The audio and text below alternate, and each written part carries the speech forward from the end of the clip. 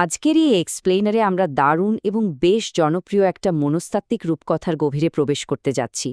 এই গল্পটা মূলত মানুষের পারস্পরিক সীমানা মানে বাউন্ডারি এবং আত্মরক্ষার বিষয়টা নিয়ে কথা বলে।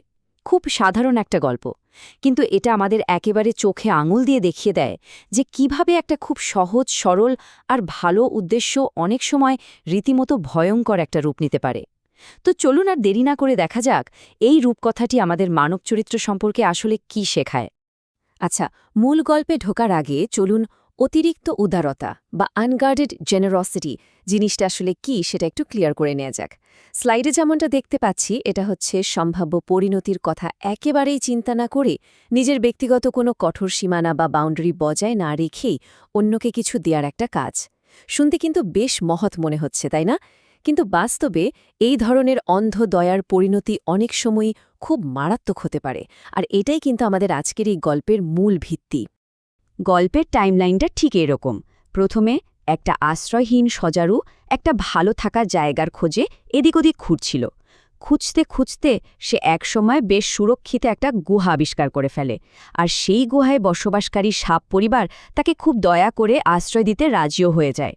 প্রথম দেখায় মনে হতেই পারে, বাহ, বেশ চমৎকার আর হৃদয়স্পর্শী একটা ঘটনা, তো একজন আশ্রয়প্রার্থীকে সাহায্য করা হচ্ছে। কিন্তু এই সাধারণ আতিথেয়তার মধ্যে যে আসন্ন একটা বিপদের বীজ লুকিয়ে আছে, সেটা একটু পরে পরিষ্কার হয়ে যায়। এখানে গুহার যে ভৌগোলিক বর্ণনাটা দেওয়া হয়েছে, একটি ছোট সুরক্ষিত গুহা, এই পয়েন্টটা কিন্তু অত্যন্ত তাৎপর্যপূর্ণ।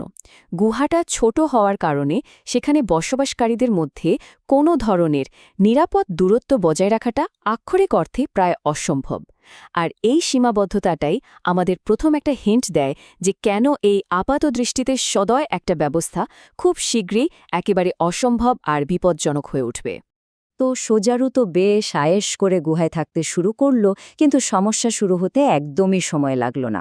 একটু ভাবুন তো অবস্থাটা। সোজারুর শরীরের ওই ধারালো কাঁটাগুলো কথায় কথায় আর প্রতিনিয়ত সাপের গায়ে বিদ্ধে শুরু করল। পরিস্থিতি খুব দ্রুত এমন একটা পর্যায়ে পৌঁছায় যে সাপেরা তাদের এই মহানুভবতার সিদ্ধান্তের জন্য গভীরভাবে অনুশোচনা করতে বাধ্য হয়। একটা উষ্ণ আর বন্ধুত্বপূর্ণ পরিবেশ কিভাবে মুহূর্তের মধ্যে একদম ভীতিকর, অস্বস্তিকর আর যন্ত্রণাদায়ক হয়ে উঠতে পারে, এটা তারই একটা পারফেক্ট উদাহরণ।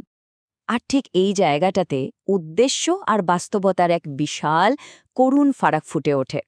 একদিকে সাপেরা চেয়েছিল একটা উদার এবং সদয় আশ্রয় দিতে, কিন্তু এর বিপরীতে বাস্তবে তারা কি পেল? প্রতিনিয়ত কাঁটা বেঁধার তীব্র অস্বস্তি আর চরম যন্ত্রণা।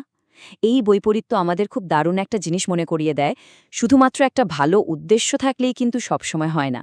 সেই উদ্দেশ্যের প্র্যাকটিক্যাল ইম্প্যাক্ট বা বাস্তব প্রভাবটা কি হতে পারে, সেটা নিয়ে আগে থেকে ভাবাটাও একদম সমান জরুরি।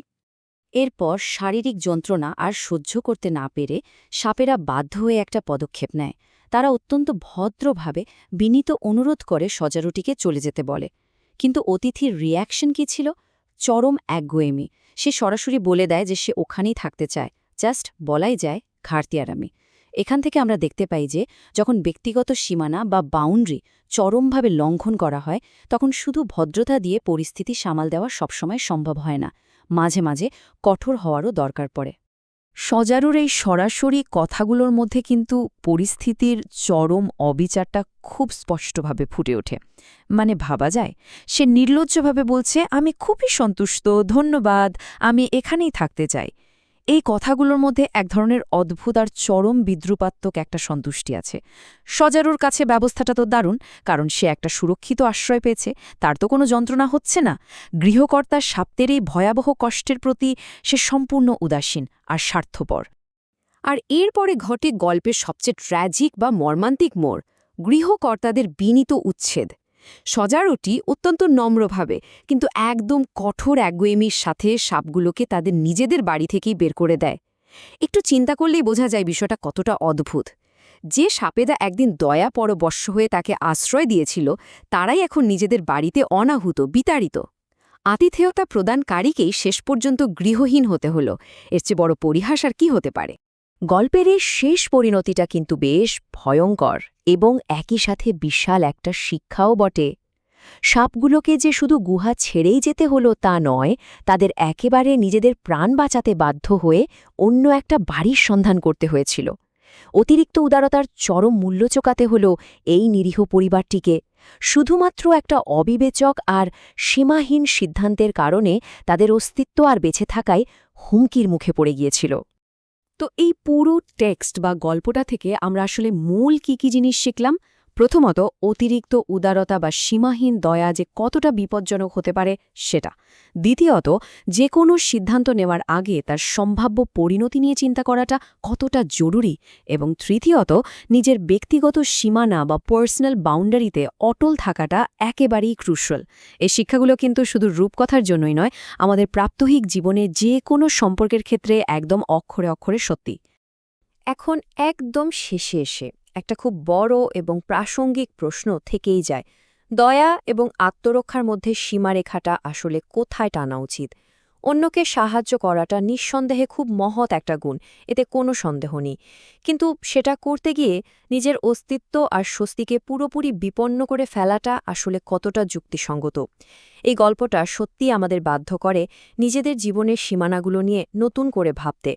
আশা করছি আজকের এই বিশ্লেষণটি আমাদের সবাইকে আরও একটু সচেতনভাবে চিন্তা করতে সাহায্য করবে। এতক্ষণ সাথে থাকার জন্য অসংখ্য ধন্যবাদ।